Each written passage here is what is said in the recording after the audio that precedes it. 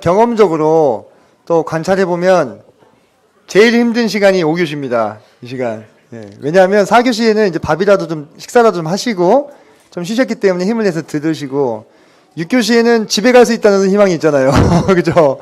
집에 갈 수 있다는 희망이 있어서 또 힘을 내는데, 5교시는 희망이 안 보이죠. 아직은.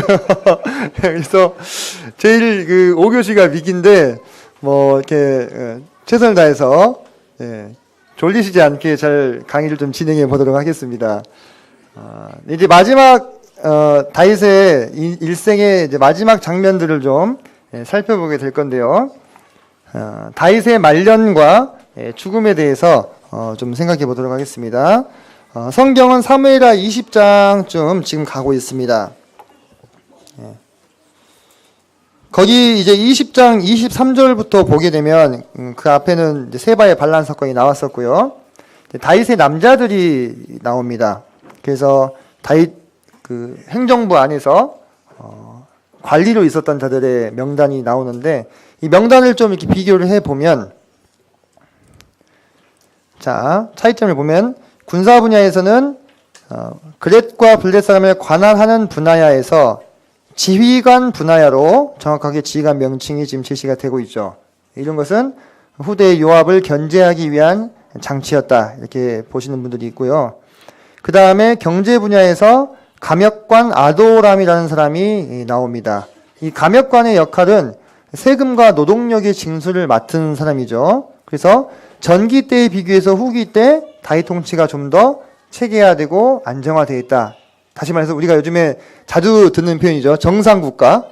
정상국가로 다윗의 왕국이 세워지고 있었다는 흔적들을 발견할 수 있는 것입니다. 실은 사울 때는 이런 흔적들이 발견이 잘 되지 않습니다. 자, 그리고 이제 사무엘하 21장부터 24장까지 총 4개의 장이 있는데 이곳을 많은 이제 학자들이 사무엘서의 부록 같은 부분이다 이렇게 이야기를 합니다. 사실 시간 순서대로 기록이 된 것은 아닙니다. 근데 우리가 흥미있는 것을 발견할 수 있는 것은 이 21장으로부터 24장까지의 내용이 교차 대구법적으로 배열이 되어 있다는 것입니다. 뭔 얘기냐면 내용이 이렇다는 거예요. A, B, C, C-, B-, A- 이런 식으로 마치 메노라처럼 좌우 대칭을 이루고 있죠. 축을 가지고 이와 같은 형태를 띠고 있다는 것입니다. 내용면에 있어서 보시면 21장과 24장은 둘 다 범죄와 그에 따른 형벌에 대해서 다루고 있습니다. 그리고 21장, 23장은 용사들의 명단이 나오죠. 정확하게 서로 대칭이 되죠. 그리고 22장과 23장은 다윗의 감사시와 마지막 말이 나옵니다. 그래서 우리가 21장부터 24장은 하나, 둘, 셋, 이 순서대로 살펴보도록 하겠습니다. 자, 먼저 3년간의 기근이 나오죠. 이 일이 언제쯤 있었겠느냐? 이것을 확실하게 특정할 수는 없습니다. 근데 제가 아까 이스보셋에 대해서 설명드리면서 이스보셋을 암살했던 부에롯 사람들이 일찍이 깃다임으로 도망갔다는 기록이 사무엘하에 보면 나오거든요. 바로 이때에 아마도 기브온 사람들을 사울이 학살하지 않았겠느냐라고 생각을 합니다. 또는 이렇게 나와요. 사울이 이스라엘과 유다에 열심히 있었으므로 이렇게 나옵니다. 그래서 신접한 자와 박스를 죽이라고 하는 장면이 나오지 않습니까? 거기서 같이 죽였을 가능성. 왜냐하면 기브온 사람들은 엄밀히 말하면 가나안 족속들이잖아요. 그죠? 네, 그렇기 때문에 그들이 가나안에 유전되어 내려오던 이방 신상을 섬기거나 어떤 주술적인 행위들을 했을 가능성이 있다고 하는 것이죠. 저는 개인적으로는 2번이 더 가능성이 있지 않겠느냐 하는 생각을 하고 있습니다. 자, 그래서 하나님께서 이 일에 대해서 드러내시고 이 일을 위해서 기브온 사람들에게 어떻게 해줄까를 이야기했을 때 그들이 사울의 후손 7을 내게 내어주시면 우리에게 내어주시면 그들을 여호와 앞에서 목매어 달겠습니다. 이렇게 이야기를 합니다. 그 근거가 되는 구절은 민수기 25장 4절에 보면 이스라엘이 행음했을 때 그 두령들을 여호와 앞에서 목매어 달았던 기록들이 나옵니다. 다시 말해서 여호와 하나님의 진노를 잠재우기 위한 형벌이었던 것입니다. 이것은 개인적인 기브온 사람들의 원한을 갚기 위한 복수가 아니었다는 것이죠. 자, 그래서 다윗이 이렇게 희생자들을 내어주죠. 사울의 첩 리스바의 2 아들, 그리고 메랍의 아들 5명 이렇게 내줍니다. 근데 거기 보면은 무비보셋은 아꼈다고 나오죠. 그러면 우리가 이 사건이 적어도 다윗이 무비보셋을 만난 다음의 사건이구나 이렇게 알 수 있겠죠. 자, 근데 여기서 재미있는 게 이 메랍이라는 사람입니다. 이 메랍은 사울의 딸이잖아요, 큰 딸. 네, 근데 다윗이 처음에 누구랑 결혼을 할 뻔했어요? 메랍이랑 결혼을 할 뻔했죠. 그때 메랍이 만약에 다윗이랑 결혼했다고 한다면 어떻게 됐을까요? 어디까지나 가정이지만 참 이 역사를 이렇게 되짚어 보면은 이렇게 한 개인의 운명을 얄궂게 이렇게 몰아가는, 이끌어가는 그런 장면들을 보게 되거든요. 참 흥미로우면서도 메랍이 참 처량하다는 생각을 했습니다. 자기 아버지 집은 모두 망했죠. 자기 오빠들 다 죽었고, 그리고 자기 동생 미갈은 자식도 못 낳고, 자기에게 있는 5 아들도 다 죽임을 당하게 되는 거예요. 사울 가문이 어떻게 됩니까? 아주 철저하게 뿌리가 뽑히는 것을 보게 됩니다. 근데 그 방법이 다윗이 그 사람들 다 학살한 게 아니죠. 여느 왕들처럼 이렇게 행한 게 아니죠. 그죠? 다 보면은 하나하나 하나님께서 다윗 가문을 이렇게 거두어 가시는 것들을 보게 되는 거죠. 또 하나 흥미로운 것은 이 메랍의 남편이 무흘라 사람 바르실레의 아들 아드리엘입니다. 그러면 이 바르실레는 누구냐? 다윗이 바로 요단강 나루토를 건널 때 그와 함께 건넜던, 다윗에게 은혜를 베풀었던 바로 그 바르실레거든요. 그러면 지금 어떻게 되는 거예요? 메랍의 5 아들은 바르실레의 손자들이 되는 거예요. 손자들이. 그래서 참 놀라운 것이, 만약에 이 일이 압살롬 사건 이전에 있었다면 바르실레는 어떤 사람이 되는 겁니까? 자기 손자들을 목매달라고 내어줬음에도 불구하고 다윗을 후대한 사람이 되는 겁니다. 정말 큰 사람이죠. 그죠? 네. 이해가 되십니까? 지금 상황이? 네. 근데 이제 이 상황의 시점을 특정하기 어렵기 때문에 우리가 단언할 수는 없지만, 제 분별로는 이 3년의 기근은 다윗 치세 초기에 있었다고 봅니다. 왜냐하면 사울의 첩 리스바가 아직 살아 있어요. 그죠?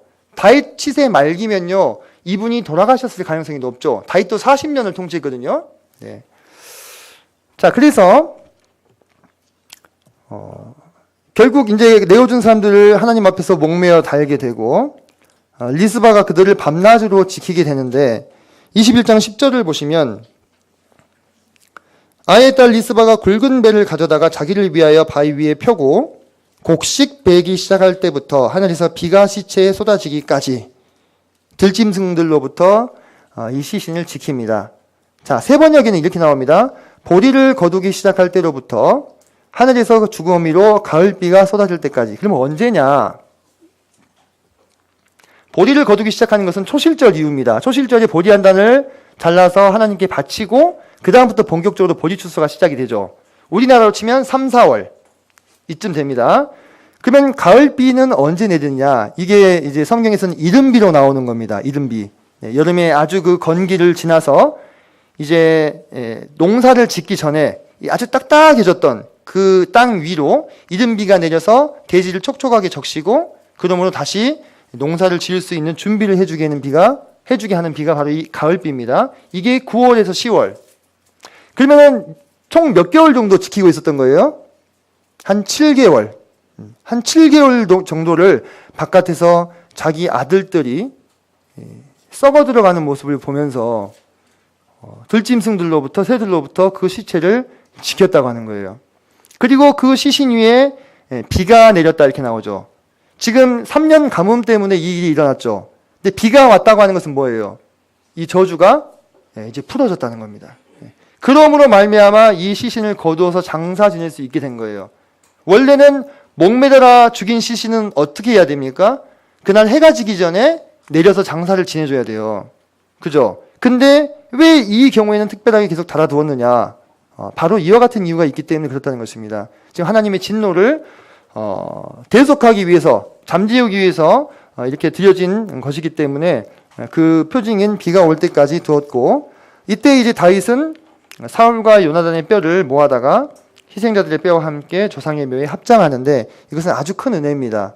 네. 왜냐하면 유대인들이 그렇게 생각했어요. 조상의 묘에 함께 묻히지 못하는 것은 큰 수치이자 저주로 생각을 했고, 조상의 묘에 함께 묻히는 것은 이제 그가 안식에 들어갔다 이렇게 봤습니다. 그러면 이제 그동안 조상의 묘를 떠나 있던 사울과 요나단은 안식하지 못했었죠. 그죠? 근데 이번에 다윗이 안식하게 해준 거예요. 이 희생자들과 함께. 실은 이것은 지금 이제 다윗이 사울 때에 벌어진 이 범죄를 수습한 것이었죠. 그래서 너희 죄가 반드시 너희를 찾아낼 줄 알라. 죄가 얼마나 두려운 것이며 무서운 것인가 우리에게 다시 한번 교훈해주고 있습니다. 자, 그리고 나서 이제 인구조사가 나옵니다. 24장에. 근데 여호와께서 다시 이스라엘에게 진노하사 이스라엘을 징계하시기 위해서 이 일을 허락하시는데요. 역대상에 보면은 이 부분을 사단이 다윗을 충동한 것으로 나옵니다. 그래서 사단은 다윗을 충동했고 다윗은 범죄했고 여호와 하나님께서는 그 상황들이 진행되는 것을 허용하신 것으로 보시면 되겠습니다. 그래서 이렇게 예루살렘으로부터 시계 반대 방향으로 쭉 9달 20일 동안 인구조사를 하였는데 이것이 하나님 보시기에 어땠어요? 악했죠.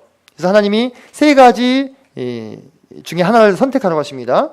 7년 기근, 사무엘 하에는 이렇게 나오고 역대상에는 3년 기근으로 나옵니다. 근데 역대상이 좀 더 정확한 것으로 봅니다. 또 석 달의 도피, 또 3일간의 전염병. 근데 앞선 두 개는 다윗이 어때요? 다 경험해 봤죠.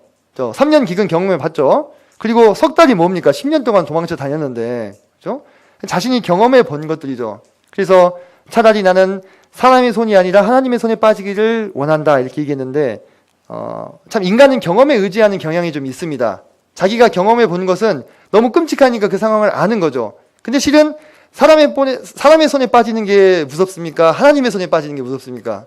예. 살아계신 하나님의 손에 빠지는 것이 두려울진저 이렇게 나오죠. 사람이 때리면 코피가 나지만 하나님이 때리면 죽어요. 그죠? 예, 간단하게 이야기해서. 근데 이제 다윗이 세 번째 걸 택했죠. 택하고 보니 웬걸? 3일 만에 7만 명이 죽게 됩니다. 7만 명이. 어마어마한 숫자죠. 이때 다윗이 보였던 참 태도가 리더로서의 어떤 역할을 우리에게 잘 나타내주죠. 다윗이 어떻게 고백합니까? 이 백성이 무슨 죄를 행하였나이까? 나와 내 아버지의 집을 치소서. 이렇게 지금 이 상황들에 대해서 하나님 앞에서 자신의 죄를 회개하고 뉘우치고 자기에게 벌을 주시기를 구할 때 하나님께서도 그 손을 거두시게 되는 걸 보는데 하나님이 이 재앙 내리심을 뉘우치사 이렇게 나옵니다. 이제 이런 표현을 보면은 하나님이 후회하시는 분인가? 하나님이 왔다 갔다 하시는 분인가 이렇게 생각하실 수 있는데 이 뉘우치사라는 이 번역은 원어적으로 더 살펴보면 하나님이 안타깝게 여기사 하나님이 자기 백성을 위로하기를 원하사 위로하사 이렇게 나옵니다. 이렇게 볼 수 있습니다. 그 원어가 지금 동사로 쓰였는데 그게 명사가 되면 위로라는 뜻이 된다고 합니다. 이 뉘우침이라는 동사가. 그래서 아라우나의 타작마당에 하나님의 천사가 서 있게 되고 다윗이 그곳을 사서 하나님께 번제를 드림으로 말미암아 하나님의 진노를 멈추게 하는 것을 보게 되는데요. 이 타작마당의 주인이었던 아라우나도 상당히 재미있는 인물입니다. 보면은 사무엘하 24장에 20절을 보실까요? 20절. 아라우나가 바라보다가 왕과 그의 부하들이 자기를 향하여 건너옴을 보고 나가서 왕 앞에 얼굴을 땅에 대고 절하며 그러면서 22절을 보면 아라우나가 다윗에게 아뢰되 원하건대 내 주왕은 좋게 여기시는 대로 취하여 드리소서. 그러면서 이 모든 것을 왕께 드리나이다 이렇게 나오는데 킹제임스 번역에 보면은 이 아라우나가 왕으로 나와요. 아라우나 as a king 이렇게 나오거든요. 그래서 많은 학자들은 이 아라우나가 여부스 족속의 왕이지 않았겠느냐라고 추정합니다. 그렇다면 다윗이 그의 치세 초기에 여부스 족속의 땅을 점령했었죠. 그리고 왕을 죽였다는 얘기입니까? 안 죽였다는 얘기입니까? 죽이지 않고 살려주었다고 하는 것인데 이것은 고대 근동에서는 극히 찾아보기 드문 사례입니다. 그러니까 이런 근거들을 통해서 다윗이 그의 정복지에 그 시대 기준으로 만큼 잔인하게 행동하지 않았다는 것들을 볼 수가 있죠. 그리고 한때 왕이었지만 이제 그 왕의 신하가 된 자로서 자신에게 속한 모든 것이 곧 왕의 것임을 인정하고 드리나이다 이렇게 고백하고 있지 않습니까? 실은 아라우나도 어떻습니까? 다윗에게 은혜를 입은 사람이 되는 것이죠. 그때 다윗이 내가 값없이는 하나님께 번제를 드리지 않겠다 이렇게 말하는 것을 보게 됩니다. 값없이 하나님께 번제 드리지 않겠다. 준비된 예배, 헌신되어진 예배, 그것을 다윗은 추구했던 것입니다. 지금 아라우나의 타작마당에 있던 곳에는 이와 같이 황금돔 사원이 세워져 있습니다. 이건 제가 총각 때 찍었던 사진이네요. 제가 여기 있고 여기 옆에 송영길 형제님이 계십니다. 네. 근데 원래는 여기에 그 하나님의 성전이 있었던 곳이죠. 네. 근데 그 뒤에 이제 이슬람에게 이곳이 장악이 되면서 현재는 황금돔 사원이 세워져 있는 처지에 있습니다. 장차 회복이 되겠죠. 네. 자, 두 번째 양상을 보게 되면 이제 곱과 가드에서의 전쟁이 있었습니다. 이게 언제 일어났을까? 주어진 정보로는 알기가 좀 어렵습니다. 네. 근데 이제 추측컨대 이때 다윗이 죽을 뻔해요.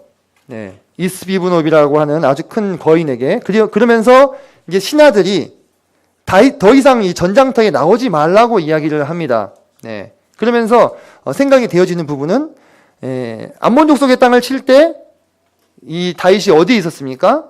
궁성에 있었잖아요. 그죠? 네. 그때 성 가운데 머물러 있었거든요. 그래서 아마 그 이전에 이 일이 있어서 다윗이 그때 성 가운데 머물렀지 않았겠느냐는 가능성만 우리가 좀 확인해 볼 수 있는 것입니다. 하지만 정확하게는 알지 못합니다. 이 곱과 가드에서의 전쟁에서 당대의 거인족들을 처리했던 다윗의 용사들이 나옵니다. 네. 이 용사들은 아주 어떻게 보면 그 거인에 비교하면 평범한 사람들이었죠.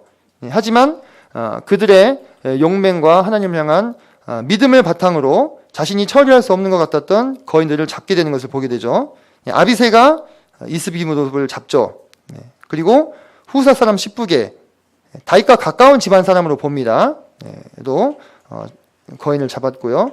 그 다음에 좀 이제 논란이 되고 있는 그 장면이 어디냐면 사무엘하 21장 21장에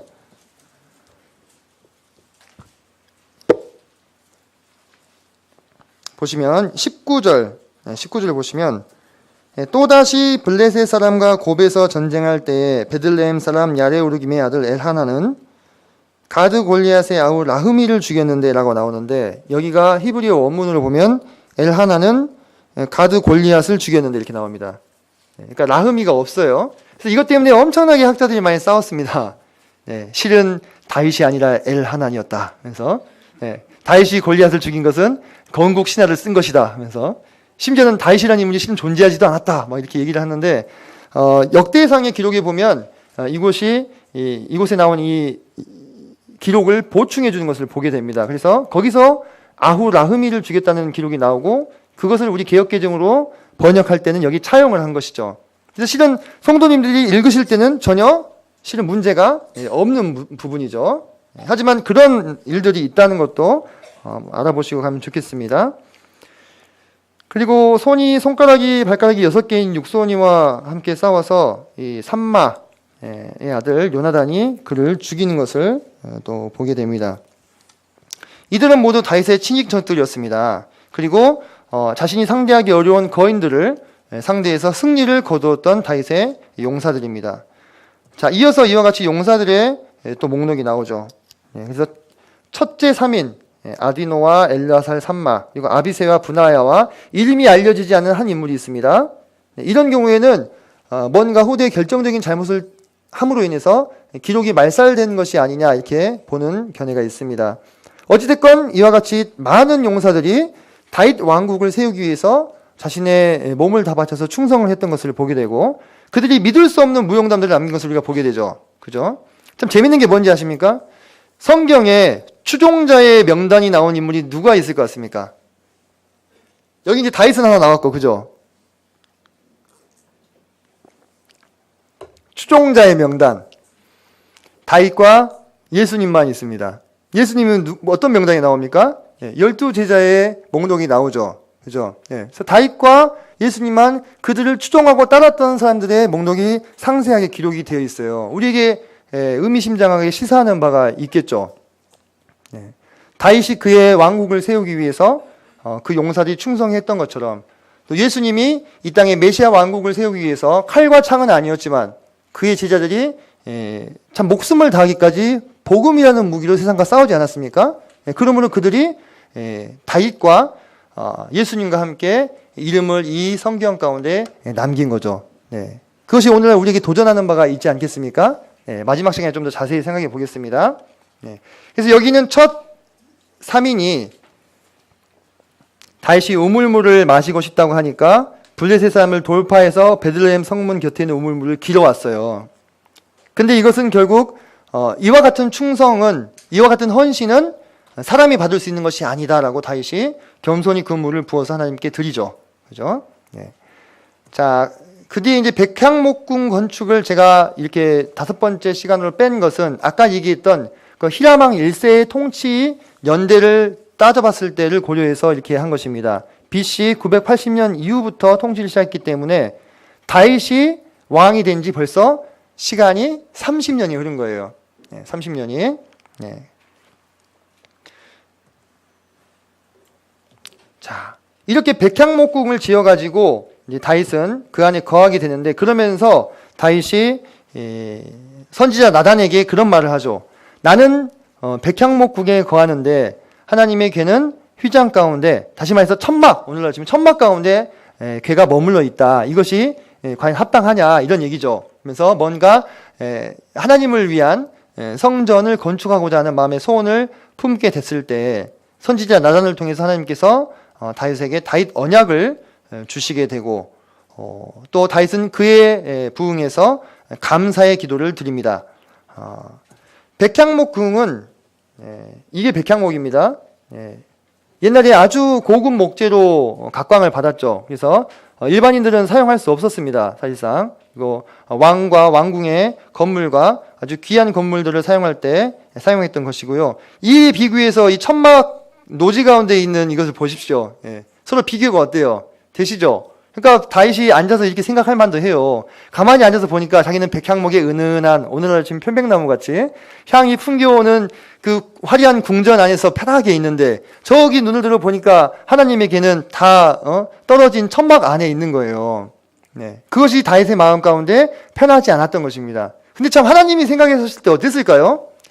어떻게 보면 참 기특한 거죠. 그죠? 네. 사람이 자기 몸뚱아리 편한 것만 잘 생각하지 않습니까? 근데 다윗은 거기서 그치지 않았다는 거예요. 그 마음 중심이 항상 하나님을 향해 있었다는 것이죠. 그가 편안한 환경에 있을 때나 또는 거칠고 어둡고 위험한 환경에 있을 때나 그의 마음이 항상 하나님을 향해 있었기 때문에 어쩌면 하나님께서 그를 사랑하시고 마음에 합한 자라 얘기하지 않으셨을까 싶습니다.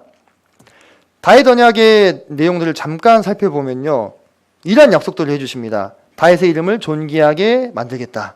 그죠? 그리고 내 몸에서 날 내 씨를 내 뒤에 세워 왕위를 견고케 하겠다. 그죠?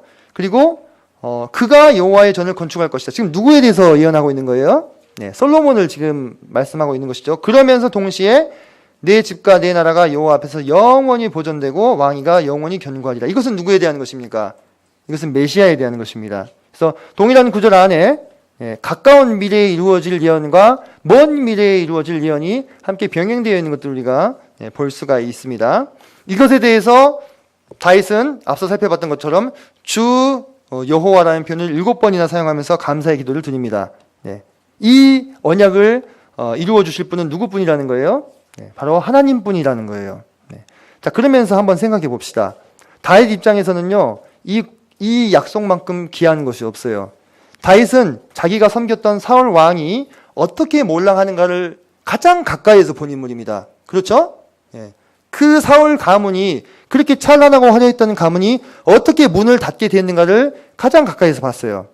그런 다윗에게 내 집과 내 나라가 여호와 앞에서 영원히 보존되겠다고 하나님이 약속하여 주실 때 그 감사함이 어떻겠습니까? 아, 우리 집은 하나님 앞에서 보존될 수 있겠구나. 내가 죽고 나서 내 아들들이 아의 딸 리스바의 2 아들이나 메랍의 아들 5 아들처럼 매어 달린다든지 또는 전장터에서 죽는다든지 내 집이 허물어져 버린다든지 이렇게 되지 않고 하나님의 은혜로서 영원히 보존되겠다는 이 약속을 받을 때 다윗 마음에는 정말로 큰 감사가 넘치지 않았겠느냐 하는 것입니다. 동일한 약속을 동일한 어떤 소망을 저도 가져보는 것이, 이제 저도 아직 물론 엄청 젊지만 저도 이제 자녀들이 있어요. 그리고 여기 앉아 계신 성도님 중에서도 많은 자녀분들이 있으실 것입니다. 근데 제가 이제 아이를 낳아서 키우면서 조금씩 부모님의 마음을 더 이제 이해하게 됩니다. 그러면서 마음에 정말 소원이 되는 것은, 이 아이들이 나중에 자라서 하나님을 섬기는 자가 되고, 하나님 집에 출입하는 자가 되고, 하나님의 일을 뭐 크고 작은 것에 상관없이 감당할 수 있는 자들이 된다면 얼마나 좋을까, 얼마나 감사할까. 근데 성도님들, 정말 감사하게도 우리에게도 하나님이 약속을 주셨어요. 뭐라고 했습니까? 주 예수를 믿으라, 그리하면 너와 내 집이 구원을 얻으리라. 우리에게도 언약을 주셨어요. 네. 우리가 예수님을 믿을 때, 우리가 그분을 의지할 때, 그분께 헌신되어질 때 우리와 우리 집이 구원을 받을 거라고 약속해 주셨잖아요. 그럼 이거에 대해서 우리가 감사합니다, 하나님. 그리고 다윗처럼 매달려야 되는 거예요. 다윗은 해주겠다고 약속했는데 해주세요라고 계속 기도합니다. 잘 읽어보시면 제가 이 약속을 해주심을 말미암아 하나님께 기도할 마음이 더 생겼습니다. 이렇게 얘기합니다. 그죠? 그래서 우리도 그런 약속을 받은 사람들로서 자녀를 기를 때 동일한 마음으로 하나님께 구한다면 그 약속이 우리 이 가정 안에서 또 우리 교회 안에서 이루어질 것이라고 생각이 됩니다. 자, 그리고 나서 이제 본격적으로 다윗이 이 다윗 언약을 받았잖아요. 그래서 이제 성전 건축을 위한 준비를 하는데 얼마나 철저하게 준비하는 거 보십시오. 그는 성전 건축을 할 수 없었어요. 너무 피를 많이 흘렸기 때문에. 그 아들이 할 것이라고 했죠. 근데 제일 먼저 뭘 준비합니까? 네, 아라우나의 타작마당, 터를 샀죠. 그래서 거기에 이제 성전을 건축하게 될 것이었고요. 다음으로 이제 물적 자원들을 쭉 준비를 하는데 그 양이 가히 어마어마합니다. 미리 석수를 시켜서 돌도 다듬고요. 철, 놋, 백향목을 무수히 준비합니다. 금, 은, 보석. 이 양을요, 계산해 놓은 걸 제가 봤는데 43만 톤인가? 하여튼 믿을 수가 없더라고요. 실은 어떻게 보면 금, 은, 보석을 43만 톤을 준비했다고? 어디 둘 데나 있었나? 근데 여기 나온 단위들을 그냥 환산해서 기록하면 그와 같이 어마어마한 양이 돼요. 우리가 기억할 수 있는 것은, 캐치해야 되는 것은 다윗이 하나님의 전을 건축하는 것을 준비함에 있어서 빠짐이 없었고 인색함이 없었다는 것입니다. 그냥 충분히 넉넉히 쓰고도 남을 만큼의 분량을 아들을 위해서 또 백성들을 위해서 준비했던 것이고요. 제가 참 마음에 감동이 됐던 것은 이 일에 다윗이 백성들을 동참을 시킨다는 것입니다. 선한 일에 백성과 관리와 유사들을 동참시켜서 그들도 기쁘게 하나님 앞에 헌신합니다. 그리고 보면 함께 기뻐해요. 29장, 역대상 29장 9절을 제가 잠깐 읽어드릴게요. 구약성경 654페이지인데요. 백성들은 자원하여 드렸으므로 기뻐하였으니 곧 그들이 성심으로 여호와께 자원하여 드렸으므로 다윗 왕도 심히 기뻐하니라. 그러면서 14절에 나와 내 백성이 무엇이기에 이처럼 즐거운 마음으로 드릴 힘이 있었나이까. 모든 것이 주께로 말미암았사오니 우리가 주의 손에서 받은 것으로 주께 드렸을 뿐이니이다. 이것이 다윗의 마음의 평생의 중심이었다는 것이죠. 자기가 받은 왕권, 또 자기가 누렸던 물질적인 축복들, 또 명성들, 또 자녀들, 이 모든 것이 결국은 누구로부터 왔다는 인식입니까? 하나님으로부터 왔다는 성경적이고 지극히 하늘에 속한 물질관을 가지고 있었던 것입니다. 다윗이. 그래서 이렇게 고백할 수 있었던 거예요. 다 주님께 받은 것을 돌려드렸을 뿐입니다. 그리고 이제 인적 자원들도 정비를 하지요. 30세 이상의 레위인들을 계수해서 체계적으로 제사장을 돕는 일과 관원과 재판관, 또 문지기, 찬양대 이렇게 조직을 합니다. 그래서 시편의 한 기자는 그렇게 고백했어요. 주의 궁정에서의 한 날이 다른 곳에서의 첫날보다 나은즉 악인의 장막에 사는 것보다 내 하나님 성전 문지기로 있는 것이 더 좋습니다. 악인의 장막에서 첫날 사는 것보다 우리 하나님 성전 문지기로 하루 있는 것이 더 좋습니다. 이와 같이 성전을 사모하는 신실한 자들을 다윗이 세웠다고 하는 것입니다. 그리고 찬양대 또한 여호와께서 그의 선지자들로 이렇게 명령하셨습니다. 그래서 다윗이 하나님의 명령을 받아서 지금 이 모든 준비들을 이루어가고 있음을 우리가 볼 수가 있습니다. 자, 이제 인적 자원 정비했으니까 이제 지도력도 정비를 해야 되겠죠? 국방과 관련해서 매달 24,000명씩 12반열의 지휘관과 병사들이 국방을 책임지게 했고, 행정, 경제, 내각 이런 다양한 분야에 있어서 사람들을 세우고 그들로 하여금 나라와 백성을 섬기게 했는데 이 목적이 어디 있겠어요? 나라가 기틀이 잡히고 안팎으로 질서가 유지되어야 어디에만 집중할 수 있는 것입니까? 네, 그래야만 다음 세대가 성전 건축에만 집중을 할 수 있는 거죠. 그걸 위해서 모든 여건들을 다 마련하고 정비하고 다 하나하나 일일이 신경을 쓰고 있는 다윗의 모습을 보면서 그가 얼마나 마음 가운데 성전을 사모하고 있는가, 궁극적으로 그가 얼마나 마음 가운데 하나님을 사모하는 사람이었는가라는 것을 우리가 볼 수 있는 것입니다.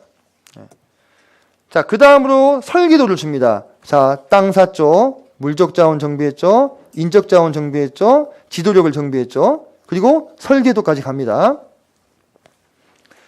자, 성경을 보시면 역대상 28장 11절로 19절에 이런 표현들이 나오는데, 다윗이 성전의 복도와 그 집들과 그 곡간과 다락과 골방과 속죄소의 설계도를 그의 아들 솔로몬에게 주고, 또 그가 영감으로 받은 모든 것, 이렇게 말합니다.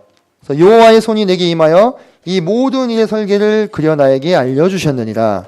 그래서 다윗이 제 첫 번째 성전, 솔로몬 성전을 건축할 수 있는 설계도까지도 다 하나님께 계시로서 받아서 솔로몬에게 넘겨준 것들을 우리가 성경 말씀을 통해서 확인할 수가 있습니다. 솔로몬이 자기 지혜로 이것을 설계해서 마치 세운 것처럼 우리가 생각할 수 있는데 그렇지 않습니다. 최초에 모세가 광야에서 성막을 세울 때도 어떻게 됐습니까? 하늘에서 받은 그 식양 그대로, 주신 그대로 세웠을 때 그 가운데 하나님의 영광이 충만한 것을 우리가 볼 수 있잖아요. 마찬가지로 솔로몬이 세운 성전도 하나님께서 다윗을 통하여서 솔로몬에게 그와 관련된 설계도를 주셨을 때, 그리고 그대로 지어졌을 때 솔로몬이 봉헌 제사를 드릴 때 그 가운데 하나님의 영광이 충만함으로 능히 서서 섬길 수 없었다. 이런 기록들을 찾아볼 수가 있게 되는 것이죠. 참 다윗은 철저한 사람입니다. 네. 솔로몬과 함께할 사람들에게 비전을 제시하고 동역까지 부탁하는 것을 보게 되는데, 다윗이 모든 고관과 용사를 예루살렘으로 소집합니다. 뭐 중국에서 최근에 그렇게 다 모여가지고 회의했잖아요. 지휘관들 모여가지고 그런 식으로 다 부른 거예요, 지도자들을. 그러면서 말하기를 나의 형제들, 나의 백성들아, 이렇게 이야기하죠.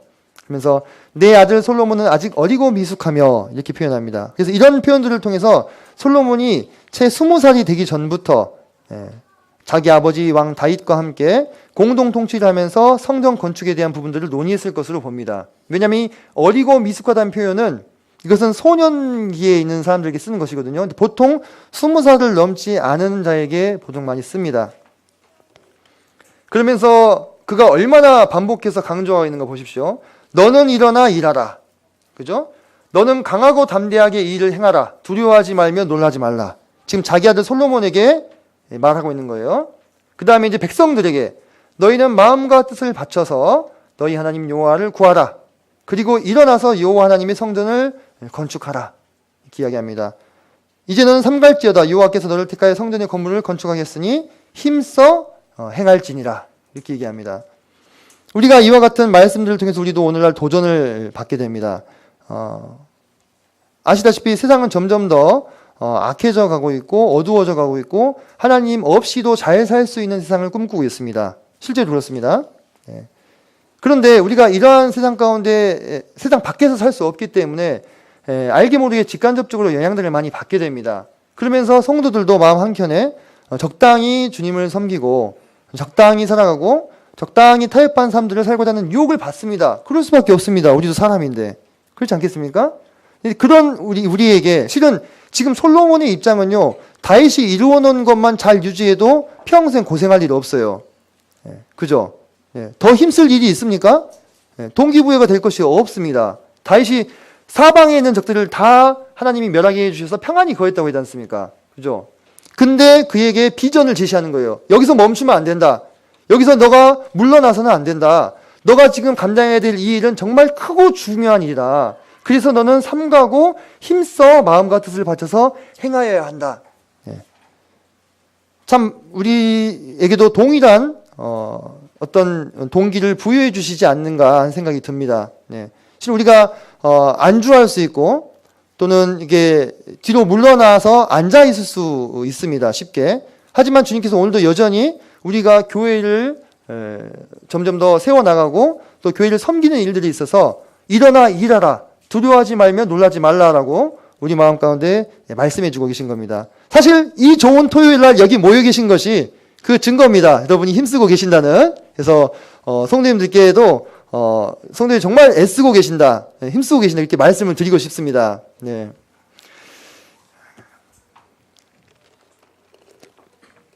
자, 그 뒤에 이제 다윗이 승전가를 노래하게 되는데요. 이 승전가의 그 내용이 시편 18편과 동일한 것을 봅니다. 그리고 한나의 기도와 많은 구절들이 겹치는 것을 우리가 또 관찰할 수가 있습니다. 약 13구절 정도가 직간접적으로 연관이 된다고 학자들이 분별합니다. 참 그것이 의미가 있는 것이 한나의 기도에 대한 응답으로 누가 왔어요? 사무엘이 왔죠. 그죠? 그리고 여기서 다윗의 기도의 응답으로 가깝게는 솔로몬이고 멀게는 메시아께서 오심으로 그 기도가 응답이 되는 거죠. 네. 그냥 일어나는 일은 없는 겁니다. 하루아침에 되는 일은 없는 겁니다. 누군가의 기도와 눈물과 헌신이 있었기에 그 시간이 흘러서 언젠가 그 결실을 하게 되는 것이죠. 자, 그래서 참 놀라운 것이 이 사무엘상 2장 10절 지금 한나의 기도의 한 장면이에요. 자기 왕에게 힘을 주시며 자기의 기름 부음을 받은 자의 뿔을 높이시리로다. 이때 왕이 있었습니까? 이 지금 사사시대입니다. 한나의 기도기 때문에 없었죠. 그죠? 이 한나의 기도는 기도이자 어떻게 보면 성격적으로 봤을 때 예언적 기도의 성격을 띠고 있는 겁니다. 그래서 기름 부음을 받은 자의 뿔을 높이신다. 그러면서 동일하게 다윗도 그렇게 고백하고 있죠. 그 왕에게 큰 구원을 주시며 기름 부음 받은 자에게 인자를 베푸시며, 그죠? 영원토록 다윗과 그 후손에게로다. 그 후손 중에 누가 오셨어요? 메시아 그리스도가 오셨던 것이죠.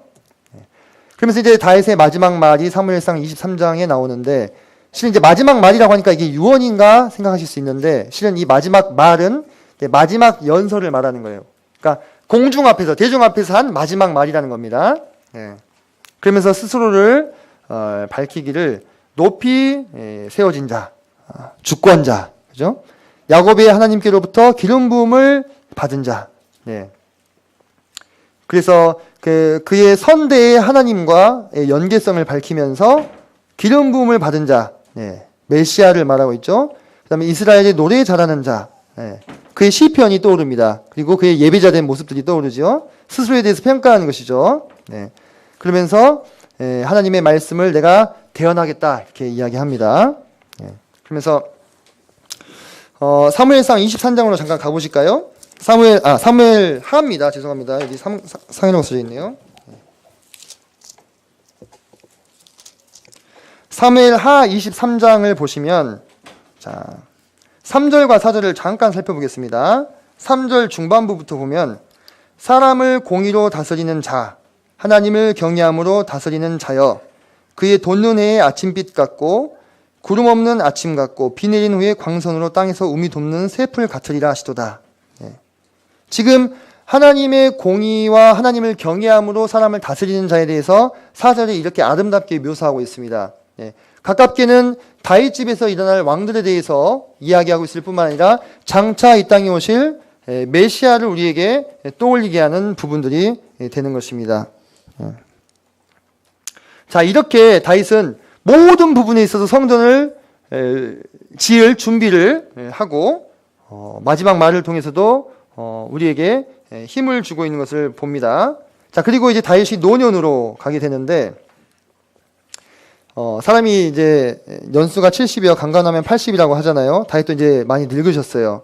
그래서 그 신하들이 다윗이 이불을 덮어도 따뜻하지 않으니까 수넴 여자 아비삭이라고 하는 아주 아리따운 여인을 구해다 줍니다. 그러면서 이제 체온으로 따뜻하게 하는 거예요. 이 이불로 덮어서는 안 되니까. 근데 이렇게 나이 든 노인을 젊은 여자가 수발들도록 하는 것은 고대 근동 당시의 관습이었다고 합니다. 이제 왕이 잠자리는 같이 하지 아니하였더라. 이 부분을 이제 다윗 왕이 밧세바와의 사건을 생각해서 절제했다, 이렇게 아주 아름답게 이제 해석하시는 분들도 있고요.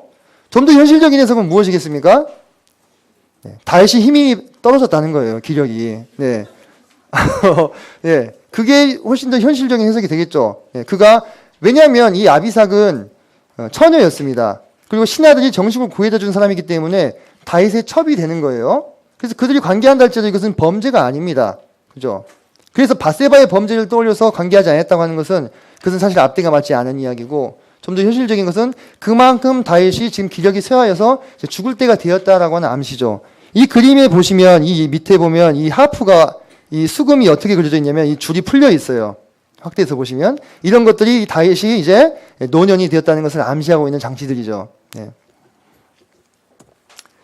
그때 누가 반란을 일으킵니까? 네. 핫깃의 아들 아도니아.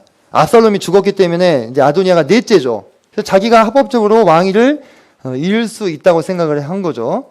그리고 아버지가 한 번도 섭섭하게 하지 않았어요. 그러니까 다윗이 참 아쉽지만 자녀 교육에 있어서는 성공하지 못한 아버지였다 생각이 되는데, 그가 행한 것들을 좀 보십시오.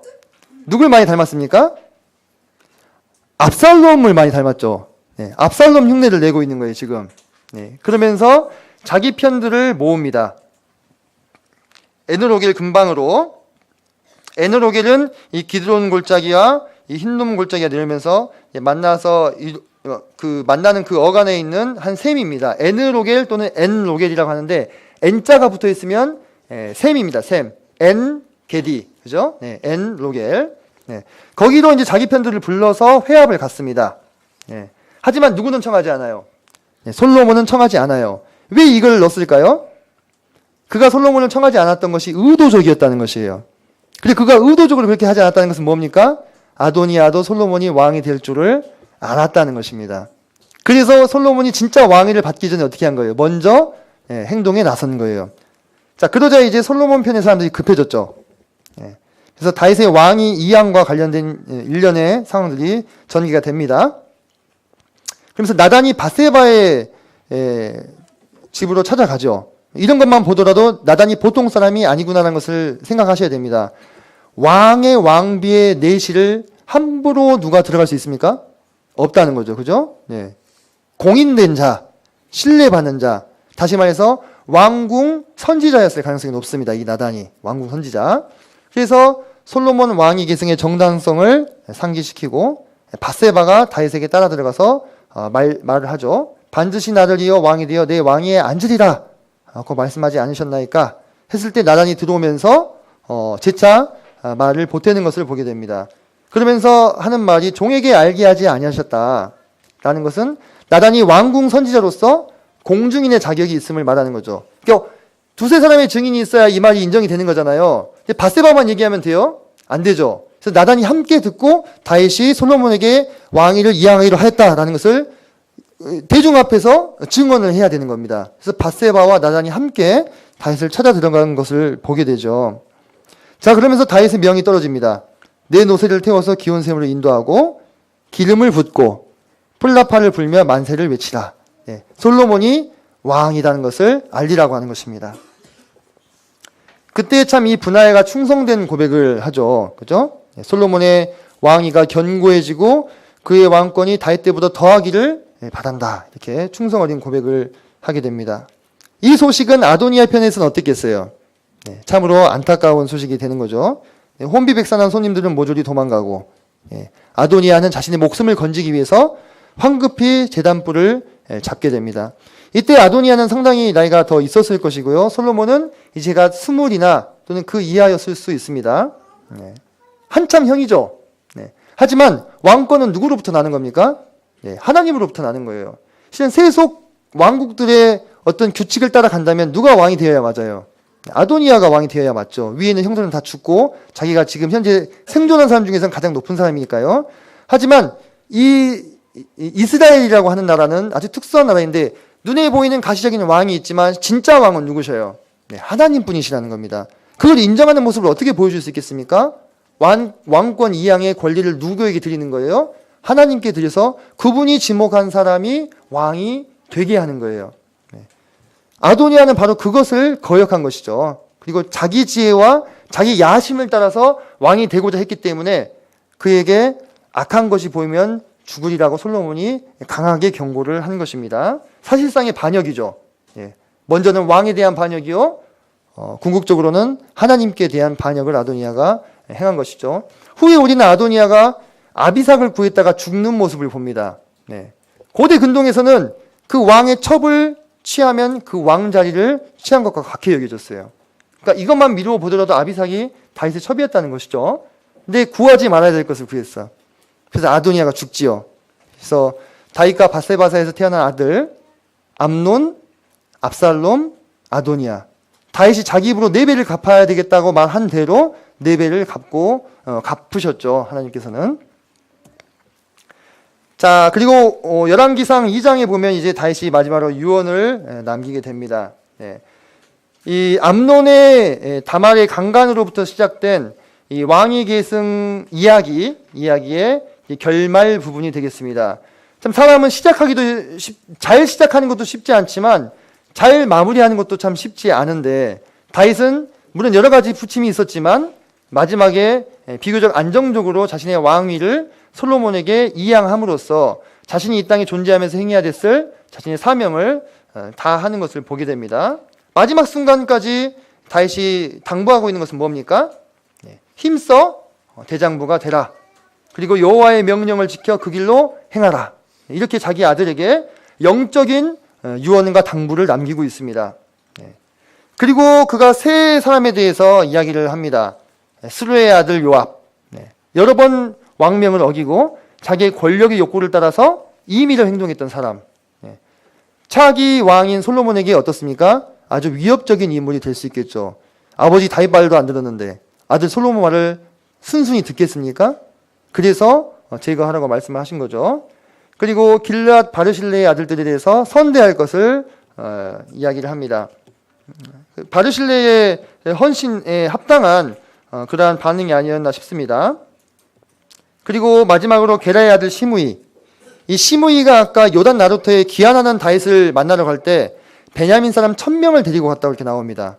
다시 말해서 시므이는 그냥 동네 한량이 아니었다는 거예요. 베냐민 지파 속에서 상당한 영향력을 행사할 수 있는 인물이었어요. 근데 그가 선대에게 반기를 들었던 적이 있었죠. 그래서 단순히 이것은 다윗이 피해 복수를 지금 명령하고 있는 것이 아닙니다. 솔로몬이라는 왕권이 견고해질 수 있는 현실적이고 지혜로운 조처들을 지금 얘기해주고 있는 것이거든요. 결국 목적은 뭡니까? 솔로몬의 왕권이 견고해져야 그가 성전 건축을 문제없이 완수할 수 있는 거예요. 그런 것들을 내다보면서 이 다윗은 아버지이자 왕으로서 지혜로운 조언들을 아끼지 않고 있습니다. 그리고 다윗은 죽어서 그의 조상들과 함께 눕게 되죠. 향년 70세, 헤브론에서 7년 반, 그리고 예루살렘에서 33년을 통치하고 왕권 이양이라는 마지막 사역을 마치고 영면하게 됩니다. 그래서 참 이곳에 모여있는 교회학교 교사 형제 자매님들께서도 다음 세대가 다른 세대가 되지 않도록 정말 밤낮으로 애쓰고 계시는 것으로 생각이 됩니다. 그래서 우리의 신앙이 우리 대에서만 끝나고 말 문제가 아니잖아요. 그래서 우리가 사랑하는 우리 아이들, 너무나 이쁜 아이들, 그 아이들이 자랐을 때 그들이 직면해야 될 영적인 도전과 세상의 세파로부터 그들이 신앙을 지키고 우리가 믿고 우리가 경험했던 그 하나님을 여전히 그들이 의지하고 따라갈 수 있게끔 다음 세대를 잘 이어나가는 일에 헌신되어 있는 모습들을 보면서 참 희망이 있다라는 생각을 하게 됩니다. 참 그의 궁정과 열왕의 묘실이 어디 있는가가 이 학자들의 관심사입니다.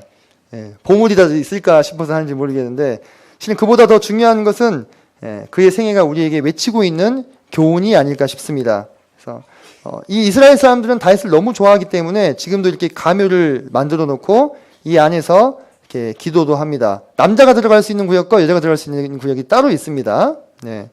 근데 재밌는 것은 이 다윗의 가묘가 있는 건물 위에 이슬람 첨탑이 이렇게 떡하니 세워져 있어요. 네. 이런 것들을 보면 유대인들은 참 울분을 터뜨리겠죠. 그죠? 그래서 얼른 이 이슬람 세력을 몰아내기를 바라고 있을지도 모르겠습니다. 하지만 그들의 어떤 행보와 외국인들을 대하는 태도는 자기 조상 다윗의 관대함과는 좀 많이 멀어져 있는 모습도 저희가 보면서 약간 씁쓸함을 느끼기도 합니다. 자, 이 시간 정리하겠습니다. 다윗의 말년과 죽음, 사울과 다윗의 범죄와 그에 따른 하나님의 형벌을 우리가 먼저 살펴보았고요. 다윗의 용사들의 목록을 우리가 또 살펴보았습니다. 그리고 다윗이 마음 가운데 선한 소원을 품었을 때 하나님이 다윗 언약으로 이렇게 응답하여 주신 것들을 보게 되었고요. 인생의 마지막 순간까지 성전 건축을 위해서 모든 것을 구비하여 주고 떠나는 다윗의 뒷모습을 우리가 볼 수 있었습니다. 자, 우리가 이 오늘의 여정을 시작할 때는 해가 떴는데 이제는 해가 저물고 있습니다.